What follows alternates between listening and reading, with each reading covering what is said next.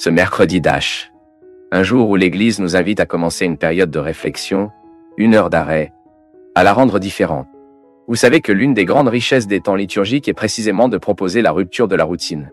Nous célébrerons différentes raisons. La vie est la même. Le mystère est toujours le même. C'est le mystère du Christ, la vie, la passion, la mort et la résurrection. Ensuite, l'Église, avec une grande sagesse, divise tout cela en moments afin que nous puissions donner à notre âme le droit de goûter chaque détail de ce mystère. Maintenant, ce qui est intéressant, mon peuple, c'est qu'il y a une connexion très profonde, très étroite entre les cendres du 4e et la lumière de Pâques. Vous voyez que nous commençons par des cendres. Nous commençons à montrer la fragilité du bois. Le bois, quand il brûle, il devient des cendres. Mais nous savons également que dans le sens de cette fragilité est une potentialité de sommeil et de sauvegarde, nous pourrions le dire. Quand je deviens gris, quand je célèbre le début de mon carême, me rappelant que je suis de la poussière, que je suis fragile, je prépare mon esprit pour que je puisse vivre la grandeur que Pâques me suggère. Carême, est-ce qu'il entre de cette proposition d'être un moment où le chrétien est invité à savourer le mystère du salut, sous l'aspect du sacrifice, du silence. C'est pourquoi le carême est un moment différent. C'est une période de sobriété. Nous avons le changement même dans les coins dans lesquels nous chantons ce charistie sacré. Nous découvrirons donc que l'Église nous propose des gestes, des attitudes qui exprimeront notre désir de faire en sorte que le désert génère le fruit en nous. Il ne s'agit pas seulement du désert, mais c'est pour atteindre la place de la résurrection. Et l'Église, pour le moment, elle propose ce passage liturgiquement, nous montre que si je veux obtenir de bons résultats à l'avenir, j'ai besoin de savoir comment vivre les restrictions maintenant. Que chaque projet humain ne peut fonctionner que si nous vivons notre discipline quotidienne, qui comprend également des refus, qui comprend également des règles, des disciplines. Et c'est pourquoi c'est bon aujourd'hui, nous commençons par nous inscrire. Vous pouvez faire 2 listes, l'un des sacrifices et l'une des vertus. Mettez ce que vous pensez que vous pouvez faire concrètement des gestes de sacrifice en béton, afin que vous puissiez éduquer votre volonté. Un gros problème que nous avons ces jours-ci, mon peuple, est que les gens sont très faibles dans la volonté. Les gens abandonnent très facilement. Manque de discipline dans nos vies, je le répète. Et les Quaresmais font des exercices, ils nous aident dans cette discipline humaine qui se répercute dans notre vie spirituelle. Peut-être que pour beaucoup de gens, ce discours sera de plus en plus difficile à comprendre. Car nous tombons à la fois dans un état d'esprit où les gens ne veulent plus sacrifier. Alors les mariages se terminent si tôt, donc les difficultés d'être père, d'être mère, parce que nous voulons être père, mais il ne veut pas le sacrifice de la paternité. Nous voulons être mère, mais nous ne voulons pas vivre les restrictions que la maternité nous apporte au début. Nous voulons sortir avec, mais nous ne voulons pas la fidélité dont elle a besoin, elle est exigeante. Être fidèle est très exigeant. Nous voulons atteindre le résultat, mais nous ne voulons pas passer par le sacrifice de la vie quotidienne. Ensuite, nous constatons que le carême est le portrait de la vie lui-même, et que les exercices perdus nous préparent à l'expérience d'une expérience humaine saine. Ensuite, vous avez un lien direct entre une proposition divine avec une proposition humaine. Ce que Dieu nous propose liturgiquement, ce que Dieu nous suggère liturgiquement, ce n'est rien de moins qu'une discipline quotidienne pour que nous puissions vivre mieux. Et le carême est un moment propice à l'évolution de notre esprit. Pourquoi ? Parce que chaque sacrifice est naturellement pédagogique. Quand je regarde une barre de chocolat, je donne un exemple simple. Beaucoup de gens font ce sacrifice dans le carême. Et je peux contrôler ma volonté. En quelque sorte, je donne un organisé dans ma vie intérieure. Je suis fan de cette philosophie. Une image tordue que nous détruisons sur le mur se répercute en nous. Et ainsi, tout le temps, nous faisons l'expérience de modifier symboliquement la vie. Le symbole se répercute en nous. Vous savez, mon peuple, je continue de penser que l'expérience humaine, elle doit être symbolique. Quand nous ne connaissons pas le concept d'une situation particulière, quand nous n'échachons comment donner les raisons de tel ou de cet événement, nous avons un symbole. Le symbole est un pont de connexion qui nous fait atteindre là où nos pieds n'atteignent pas. C'est pourquoi l'art est symbolique, car il nous permet d'atteindre où notre corps ne suffit pas. C'est le vol de l'esprit. Par conséquent, les symboles du carême, afin que nous puissions atteindre des endroits où notre corps ne peut pas arriver seul. C'est le vol de l'âme, et cette connexion est pédagogique. L'Église met précisément le mercredi des cendres pour commencer cette promenade, pour que nous ayons une opportunité tout au long de l'année d'expérimenter avec 40 jours, tout comme Jésus l'a fait, pour être dans le désert. Le désert n'est pas le lieu de facilité. Nous savons que le désert est le lieu de la souffrance. Ah, prêtre, Mais le Seigneur propose que nous devrions souffrir en paix pendant le carême. Nous n'avons pas à être des masochistes. Nous savons qu'il y a déjà trop de souffrance. Mais nous chercherons liturgiquement le sens de la souffrance et l'appliquerons dans nos vies. Les cendres d'aujourd'hui, lorsqu'elles sont bien expérimentées, cela nous met dans cette humilité qui est si bénéfique pour la vie humaine, de savoir que nous ne sommes pas beaucoup, mais que, aidés par la grâce divine, nous pouvons obtenir de grands résultats. Nous savons qu'il n'est pas facile de passer par le désert. Et nous savons qu'il est très facile de se perdre dans la souffrance du désert sans obtenir les résultats que cette souffrance peut nous apporter. Je le répète, le christianisme n'est pas masochiste. Ce que le christianisme fait, c'est donner un sens à la souffrance humaine. L'Église ne nous a jamais motivés à courir après la souffrance. Mais l'Église nous a appris chaque fois que nous ne manquons jamais de souffrance. Peut-être qu'aujourd'hui vous regardez votre expérience personnelle et découvrirez comment vous pouvez vivre cette caserne. Quels sacrifices pouvez-vous faire? Quelles attitudes pouvez-vous prendre pour favoriser votre passage dans le désert? De sorte, lorsqu'il atteint la lumière de Pâques, vos cendres en valaient la peine. De sorte que lorsque vous êtes devant la claille de Pâques, symbole de la résurrection de Jésus, la tombe ouverte, la nouvelle vie qui nous est offerte, vous avez le droit de répandre les cendres de toutes vos difficultés, de les regarder et de savoir cela en vaut la peine. Ce que Dieu veut vraiment, c'est la répercussion du sacrifice dans votre âme. Il fait attention. Si vous êtes devenu plus fraternel après ce carême, si vous avez plus d'enfants, si vous devenez plus amical, si vous devenez vrai, si vous devenez moins ennuyeux, c'est Dieu évalue. Bien sûr, le geste humain de renoncer à ce chocolat béni ou à cette viande bénie est juste de donner des règles humaines disciplinaires. J'ai une condition humaine qui doit être disciplinée. Et pour cela, j'utilise les ressources humaines. Mais la ressource humaine est symbolique. Et c'est ce que nous voulons. Découvrez, à cette époque de carême, l'occasion, avec des gestes externes, modifier l'intérieur de notre cœur. Rien ne vaut la peine de renoncer à une barre de chocolat si je ne peux pas traiter les gens qui travaillent avec moi, qui vivent avec moi. Rien ne vaut la peine d'arrêter la viande et de pouvoir humilier quelqu'un. Non. Le geste de béton dont nous devons être liés à une intention plus élevée. Parce que si nous pensons que Dieu est là, en faisant attention à savoir si nous avons mangé ou non la chair, nous sommes très peu avec lui. Dieu a plus de choses à faire pour savoir si vous avez mangé ce rêve de valso ou non. Je le répète, ce que le geste de béton est destiné, c'est me mettre dans une dimension supérieure. C'est pour faire ce sacrifice que les autres peuvent voir, pour développer en moi ce que Dieu reconnaîtra d'abord. De sorte que plus tard, ce lien entre les cendres du 4e et la lumière du dimanche de Pâques, je peux avoir tout ce processus, cet itinéraire marqué dans ma vie. Je suis conscient. Les sacrifices que j'ai faits dans le carême de l'année dernière ont produit cet effet sur ma vie. Parce que vous êtes alors du béton. Sinon, vous ne savez même pas ce que vous avez fait dans votre vie pour avoir cessé de manger du chocolat dans le carême de 1900. Sauf quelques kilos de plus que vous avez cessé de gagner. Mais ce n'est pas ce dont nous parlons. L'Église ne nous traite pas avec une enfance. L'Église veut de plus en plus mature. Et la compréhension des sacrifices de carême, cette compréhension doit être mature en nous. Et c'est pourquoi il est intéressant de sélectionner dans notre vie quotidienne ce que nous pouvons faire pour pouvoir, peut-être, réaliser avec les années et les résultats qui dureront toute une vie. Car c'est le grand but de ce temple liturgique. Il provoque des marques qui ne cesseront jamais d'être présents dans nos cœurs. La religion doit imprimer le caractère. Nous sommes fatigués de dire cela ici. Mon expérience religieuse, la messe que je participe, la confession que je fais, doit ajouter à ma façon d'être une marque indélébile qui ne peut pas être effacée. Avec chaque Eucharistie reçue, je dois être un meilleur être humain. Avec tous les prêts expérimentés, je dois être un amant plus conscient, plus gentil et plus, nous dirions, plus favorable. Ce sont les fruits du carême. Ce que je renonce vraiment ici doit avoir des répercussions sur ma vie, dans mon âme. Je me souviens, encore aujourd'hui, je disais qu'une grande partie de mes misses sont lentes. Parce que le carême était une époque où, là, à Minas, dans la ville où je suis né, nous avons réalisé qu'il y avait une différence. Ma mère, mon père, l'église où nous avons participé, la communauté à laquelle nous avons assisté, a tenu à démontrer géographiquement que quelque chose se passait. Le tissu violet sur les images ne pouvait pas jouer de la musique à l'intérieur de nos maisons. Imagine ça. Si aujourd'hui nous parlions à nos enfants, nous aurons 40 jours sans écouter musique à la maison. C'était le feu dans le monde. Il deviendra gris. C'est le père et la mère. Aujourd'hui, les gens ne sont plus disponibles pour le vivre, mais nous l'avons fait. Bien sûr, ma mère avait également son terrorisme là-bas. Elle a parlé de la mule sans tête, le loup-garou, qui était tout le monde lâche à cette époque. La mule sans tête était un moule à feu qui survenait.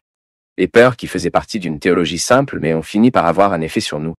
C'est qu'en fait, de temps en temps, nous devons apporter la sobriété à nos vies. Être heureux, c'est aussi être sobre. Chaque être humain a le droit de vivre la joie avec la sobriété, et parfois c'est bon pour nous. Vous cultivez une vie intérieure.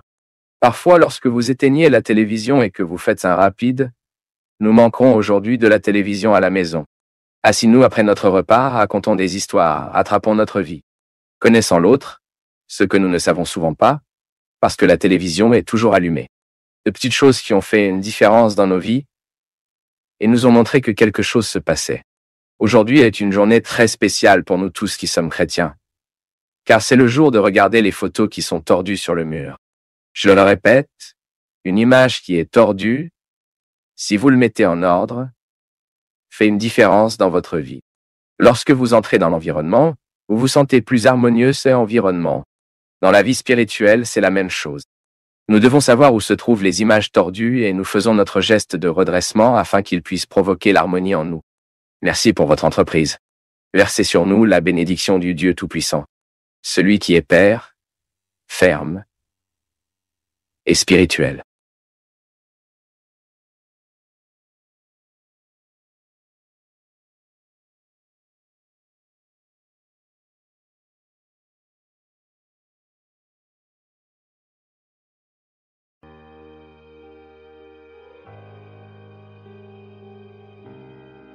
Si dans l'Église, vous ne pouvez vous marier qu'une seule fois, à l'exception des cas où le mariage est déclaré, car plusieurs personnes, en particulier en haut de la classe supérieure en tant qu'artistes, ils se marient d'innombrables fois, parviennent même à effectuer le mariage dans l'Église plus d'un tour. Pourquoi certains prêtres effectuent ce genre de mariage? Ma fille, ce n'est pas une vérité. Aucun prêtre ne peut tenir un mariage. Président la célébration d'un mariage. Des gens qui se sont déjà mariés. Ce qui se produit en fait, c'est que souvent les mariages que les gens appellent le mariage, ce n'est pas un sacrement. C'est beaucoup plus une mise en scène dans un contexte de partie. Même beaucoup de ces prêtres qui célèbrent ces mariages ne sont pas de l'Église catholique, ce sont des prêtres de l'Église brésilienne. C'est différent. Vous devez être très prudent. L'autre jour à Belo Horizonte, il y a de nombreuses années, quand j'y ai vécu encore, je savais que c'était une famille très catholique. Puis, quand je suis allé voir l'album de mariage, j'ai réalisé que cette cérémonie n'avait pas été célébrée à l'intérieur d'une église. Et puis, je l'ai trouvé... Et puis, je lui ai demandé, mais où était-ce la cérémonie de ce mariage? Ah, c'était dans une maison de fête, dans un tel endroit. J'ai été gêné par cela. Et l'autre jour, j'ai appelé un ami prêtre qui avait été dans l'archidiocèse de Belo Horizonte depuis plus longtemps et lui avait demandé des informations. Tom Séraphim a-t-il permis à nouveau ces mariages à l'extérieur de l'église? Il a dit non, Père Fabio. Continue la règle selon laquelle le mariage ne peut être célébré que dans l'église. Ensuite, j'ai immédiatement appelé ce couple, que j'avais vu l'album de mariage un jour plus tôt. Et je l'ai dit, serait-ce très invasif si je demandais à voir la documentation émise par ce mariage supposé? Je n'ai pas utilisé ce terme, mais j'ai demandé à voir la documentation. Père. Et puis, ils m'ont amené, mon peuple, une documentation d'une paroisse signée par un prêtre, donc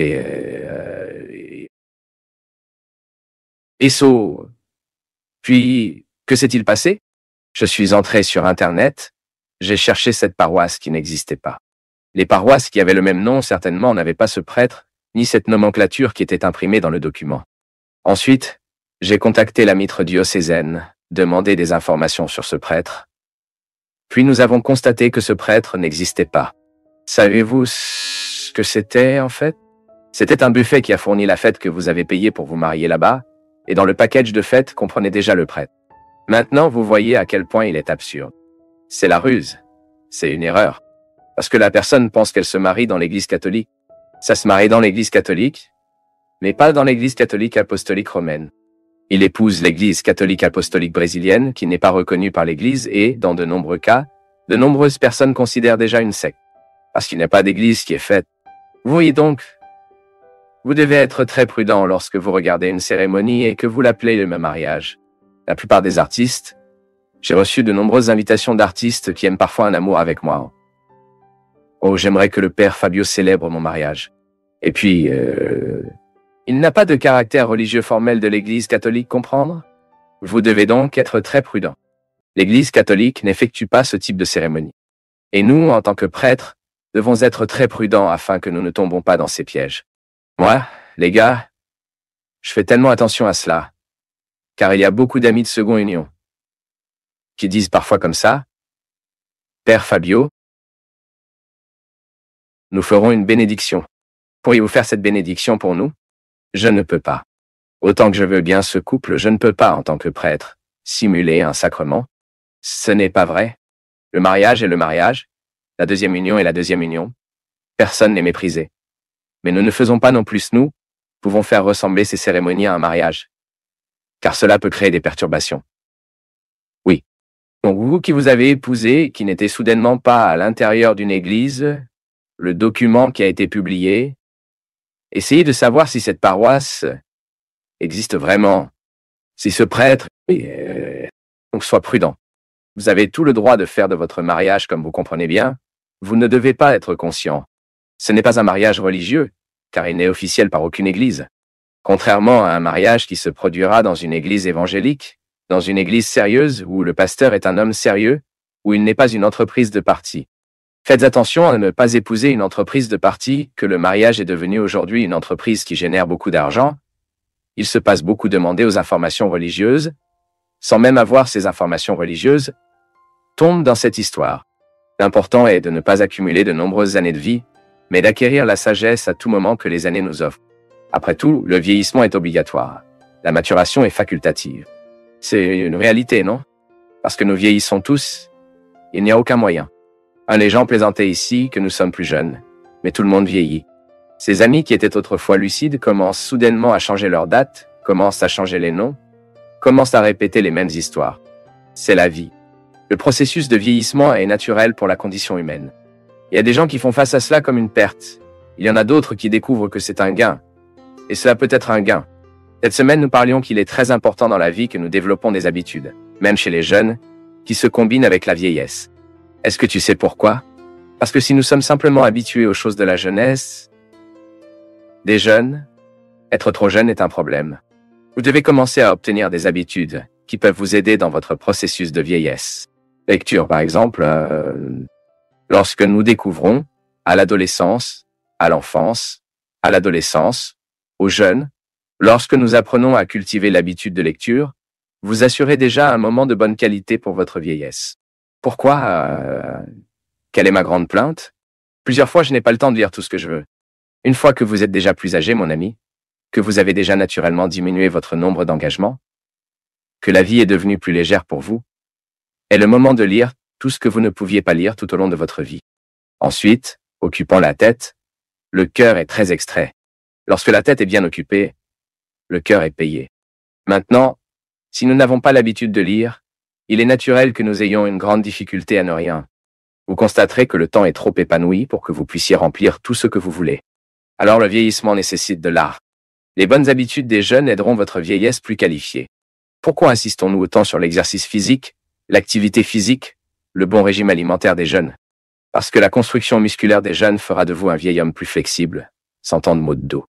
Pourquoi?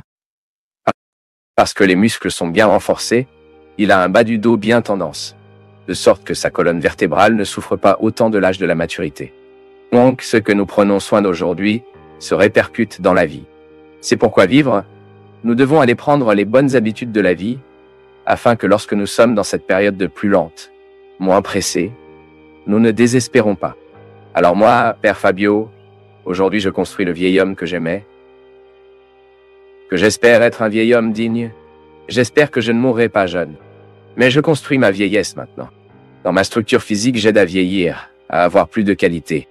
Dans la nourriture, dans mes habitudes, non? Être un homme de prière. Être un homme adepte à la lecture, à la réflexion. Nous devenons plus nets, mon peuple. Je dis toujours que j'ai commencé à écrire tôt. Mais si aujourd'hui je pouvais remonter dans le temps, je pense que je publierais mon premier livre à l'âge de 50 ans. Pourquoi? Parce qu'après 50 ans, votre lucidité pour regarder le passé est beaucoup plus grande. Nous regrettons moins, bien que je n'en ai dit. Parce que vous serez plus centré, c'est le moment de votre vie où vous avez le plus d'instruments à analyser, plus d'échéances, plus de sagesse. Autrement dit, si nous vivons bien, si nous construisons bien le moment futur, dans le moment présent. La maturation est bien plus que le vieillissement. Vous pouvez avoir un homme immature de 80 ans. Pourquoi la maturation? La maturation n'est pas l'accumulation de temps en nous, mais c'est l'accumulation d'expérience. Lorsque nous ne découvrons pas la sagesse dans le processus de la vie, nous serons une personne terne, sans discours, sans trop dire, sans grand-chose à ajouter. J'ai beaucoup de plaisir à être vieux. Pourquoi? Parce que j'ai toujours été comme ça depuis l'enfance. Ma mère dit toujours ça. Dès mon jeune âge, j'aimais parler aux personnes âgées. Parce qu'il est très intéressant pour vous d'entendre la vie vécue vraiment. C'est une personne racontant son histoire, racontant sa vie, racontant son passé, tel qu'il était, comme il l'était, comme il a été modifié. C'est très enrichissant. Et en entendant les anciens, je le vois bien. Je réalise à quel point il est déterminant pour la qualité de la vieillesse. Parce que c'est bon pour vous de parler à une personne sage, n'est-ce pas? Nous devons tous trouver des personnes sages à vie. Parce que le sage est celui qui a un peu plus d'intelligence. Intelligence pour résoudre un problème mathématique. Beaucoup que nous avons. Mais souvent une question de vie, la regardant en profondeur, la regardant avec fertilité, pas toujours l'intelligence suffit. Ensuite, nous pouvons distinguer celui qui est très intelligent et celui qui est sage, car conseiller une personne nécessite beaucoup de sagesse. Ce n'est pas vrai? Donner des conseils et interférer avec la vie de l'autre nécessite une grande sagesse. Mais où vit-il? La sagesse bénie. Elle vit l'opportunité que nous avons de construire une vie en nous. Elle vit dans cette occasion pour trouver en cours de route ce qu'elle nous enseigne. Histoire que j'ai un contact qui vient vivre en moi. Cette vie que j'ai trouvée, qui s'est tellement déplacée avec moi, c'est une sagesse accumulée, non? Lorsque vous ne passez pas de toute façon dans la vie, ni pour la vie des gens, pour l'histoire des gens, vous commencez à collecter les exemples vécus, les événements, vous extrairez cela, comme si nous prenions une canne à sucre et avons fait tout le bouillon, car nous savons que le sucre est là. C'est comme si nous le pouvions donc pétrir cette vie que nous vivons afin que nous puissions extraire la dernière goutte de saveur. Ensuite, nous gardons ce qu'à l'intérieur de nous. Nous devenons plus sages car nous avons un cœur ouvert à vivre pour pouvoir apporter l'apprentissage que cette vie a et nous les accueillons en nous. Et vous l'utilisez. Lorsque vous vivez en évitant les mêmes erreurs que le passé, donc mon père a fait une telle erreur, donc aujourd'hui je changerai mon attitude.